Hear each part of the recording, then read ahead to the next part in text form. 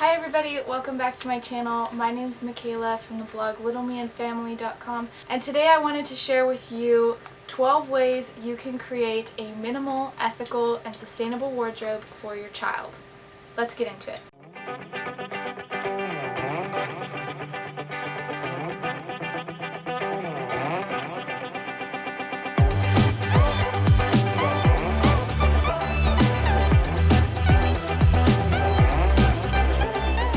If you're new here, hit that subscribe button. I make new videos on minimalism, motherhood, and intentional living every Sunday and Wednesday on this channel. Mommy, I made salads. You did? That's amazing. Okay, let's not eat the bag, please. Okay. If you're new here, I live full-time with my husband and my 2-year-old daughter in this RV, and we are actually going to be here until the middle of November, I think. But as we are getting ready to tow, I've realized that there's been a lot of things in this camper that have weighed it down, which just reminds me that I'm thankful to have minimal wardrobes for all three of us, and it just really helps with organization and moving and weight for towing the camper, and also for keeping our wardrobes able to be stored because we don't have a lot of space, so we have to be intentional with what we're bringing in. But for kids that can be kind of tricky. So I wanted to share with you 12 ways that you can create a minimal, ethical, and sustainable wardrobe for your child. Tip number 1. I say this all the time, but shop secondhand. Whenever you can, buy it from somebody who's already used it and is going to give it to a better home, because you're going to save money, you're going to save energy from creating a new piece of clothing, and you're going to save waste from textiles going into the trash. Yes, you are. I love you so much. So, 2 of my favorite ways to shop secondhand is Kidizen, which I talk about all the time, and I actually have an affiliate with them, so if you click the link down in the description, you'll be able to get $5 off your first order with the code Makayla. I got this book from child little kids. Yeah. This book Yeah. which in your go. Yes, it is. We're reading Little House on the Prairie, or Little House in the Big Woods, so she's excited. Anyway, the 2 favorite ways to shop is Kidizen, link down below. You can get $5 off, and ThredUp. I have not personally used ThredUp for kids clothing yet, but I use it all the time for myself, and I found lots of good things on there. I've browsed for kids clothing, I've just never actually had a chance to purchase anything from there. Kidizen seems to be a little bit quicker and more direct, but ThredUp is a great second option if you can't find what you're looking for, or you're looking for a specific brand name.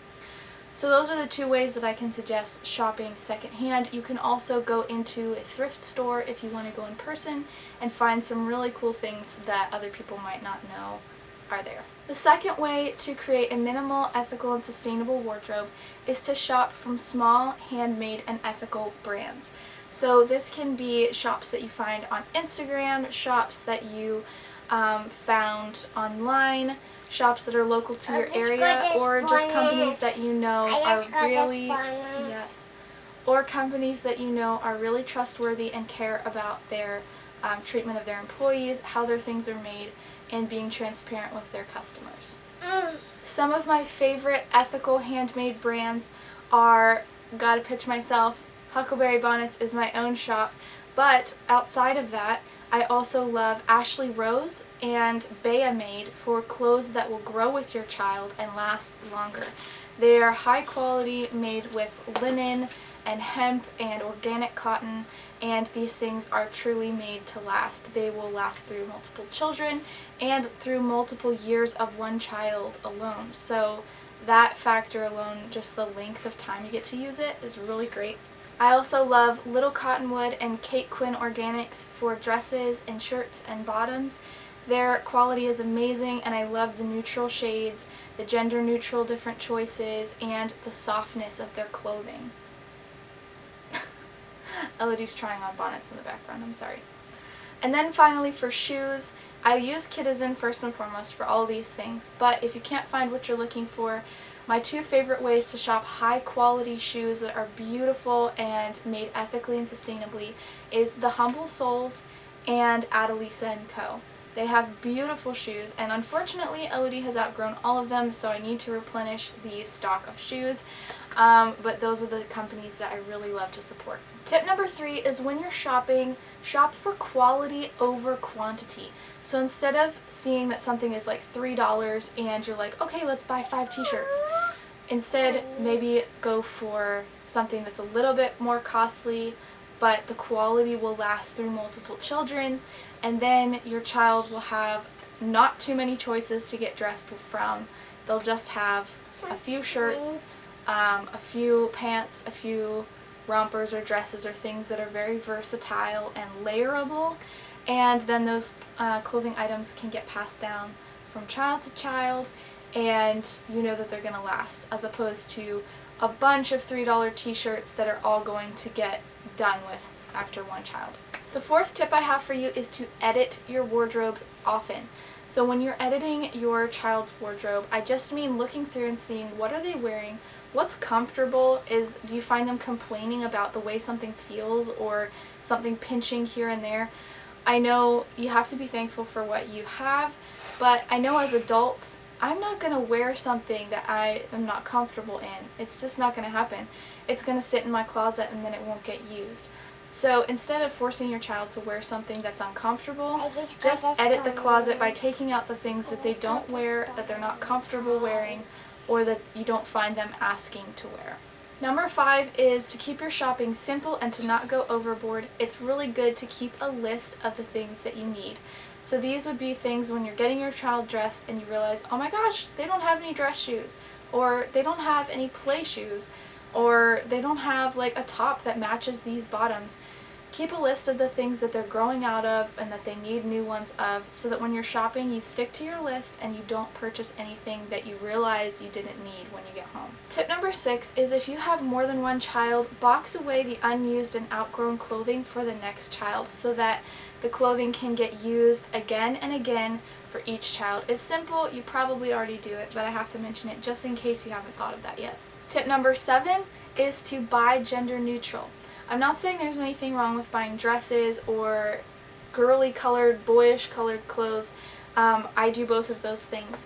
But what I am saying is if the majority of your child's wardrobe is gender neutral, it's going to be able to pass down from child to child easily, and it's also going to be able to be passed on to friends and family no matter what kind of child they have, a boy or a girl.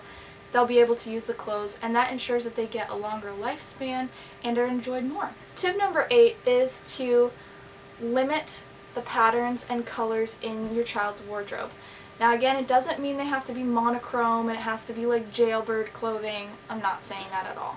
But if everything in your child's wardrobe is a pattern or a color, you're going to have a very hard time matching outfits and finding clothes that go together, or finding clothes that go with your clothes when you're trying to do like family photos or milestone photos or anything like that. Buying clothes that are more solid colored and muted tones and earthy tones is going to ensure that everything just matches no matter what they put on, and that you're not scrambling around trying to find something that goes with another piece of clothing. If you do want patterns or accessories in your child's wardrobe, or your child likes patterns and accessories, don't limit that to the extreme where they don't have any, but instead try to make the patterns and the brighter colors accessory items instead of the main part of the wardrobe.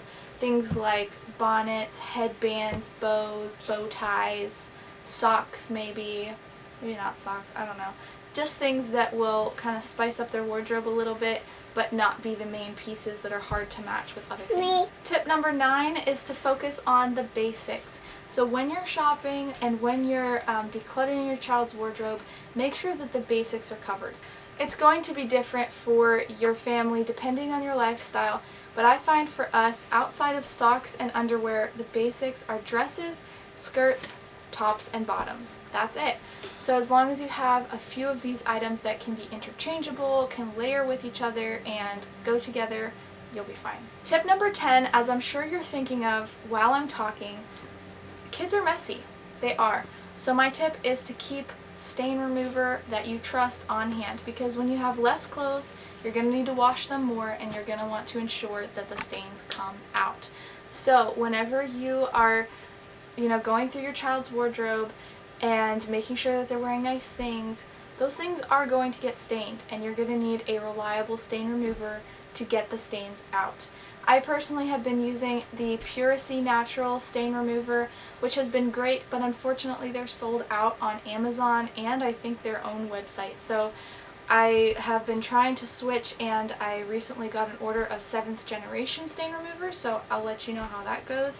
But either way, keep a stain remover on hand to ensure that your clothes last a long time. Tip number 11, if you need to get rid of clothes from your child's wardrobe, it's a great idea to take some outfits and send them to places that you often visit, such as your grandparents, or your grandparents, your child's grandparents, aunts and uncles, friends and family, things like that. Houses and places that you visit often, just keep some clothes at those locations in case you forget something or need an extra, which always happens. Another idea, if you don't have a house to put them in, then you can pack a bag, an emergency bag, and keep it in your car in case you're out and you didn't think to bring an extra outfit or underpants or diapers. Just keep an emergency stash in your vehicle. It'll save you. Sorry for that random break in filming. You didn't notice anything, but I did. We had to stop, unload my card, whole 9 yards. I'm back. Just go to playground. We went to the playground, now we're back. And my final tip that I have for you to create a minimal, sustainable, and ethical wardrobe for your children is to involve your kids in the process of decluttering and adding things to their closet. So if your kids are way too young and they say, I want everything, or I don't want any of it, then you have to take this with a grain of salt and understand the age of your children. But if your kids are at the age where they can start to communicate with you and talk with you, if they're really little, you could give them 2 choices that you've already in your head kind of approved of getting rid of or keeping, and hold them up and say, do you want to keep these? Do you want to donate these? If you're adding items to your closet for your kids, then you can ask them 2 choices again. Hey, which one of these do you like more? What colors do you like to wear? What are, the textures and the styles that you like? And really include them in the building of their wardrobe, because whenever they have made choices for their clothing with you, they're going to feel much more likely to want to put those things on in the course of the day, instead of saying, I don't like this, I don't want to wear it. So that'll save you some time and create a nice bonding experience with your child. So that is it. Those are my 12 tips for creating a minimal, ethical, and sustainable wardrobe for your child. I hope that these were helpful for you. If you live in a small space or you just like having minimal things, leave a comment down below and let me know how you create your child's wardrobe. I love hearing other people's ideas. This has really worked for us to create intentional and limited wardrobes to where we're not limited on the outfits we can wear, but we're limited on space, and it just works. So like this video if you haven't already. It really supports my channel and it lets me know what kind of videos you like to see. And if you haven't already, hit the subscribe button and the notification bell so that you never miss a new video. I make new videos on minimalism, motherhood, and intentional living every Sunday and Wednesday, and I will see you guys next week. Bye!